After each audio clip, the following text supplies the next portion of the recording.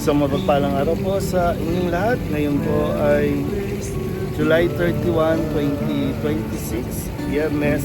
At ngayon ay ginugunita natin ang kapistahan ni San Ignacio ng Loyola, Isang-Pan.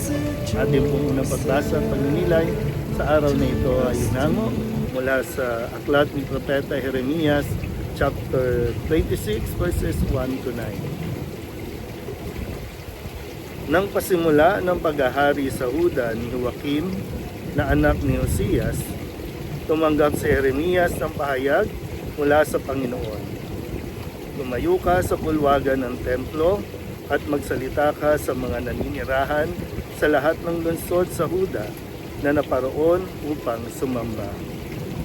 Habang huwag kang maglilihim ng anuman, baka sakaling sila'y makinig at tumalikod sa kanilang masamang pamumuhay, na magkagayon, pahihinuhod ako at hindi ko na itutuloy ang parusang inihanda ko sa kanila dahil sa masamang ginagawa nila.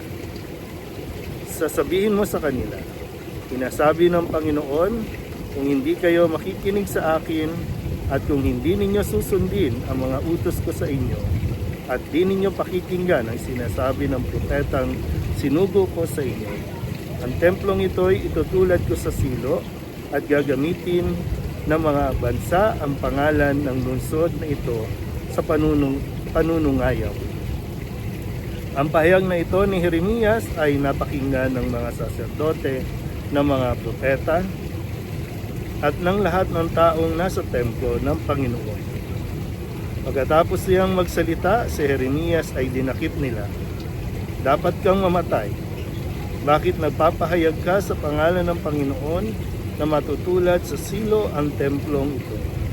Mawawasak ang lungsod at walang matitirang sinuman at sila'y pinaliguran ng mga tao. Ang salita ng Diyos. Muli po, isang mapagpalang araw sa inyo pong lahat at maligayang kapistahan po ni San Ignacio de Loyola. At nawa sa pagpapatuloy ng ating pong pagninilay mula sa unang pagbasa. Nasa aklat pa rin tayo ni Propeta Jeremias kung saan siya po ay inutusan ng Panginoon na magpahayag at sabihin sa bayan na ang plano ng Diyos, na dahil nga sa kanilang patuloy na pagsuway at pagsira sa kanila pong pakikipagtipaan ay itinaalam ng Panginoon ang kanyang plano na parusa para sa kanyang bayan. Pero kung sila ay makikinig at susunod sa kanilang tuntunin, ay hindi na itutuloy ng Panginoon ang kanyang balak na pagpaparusa sa kanila.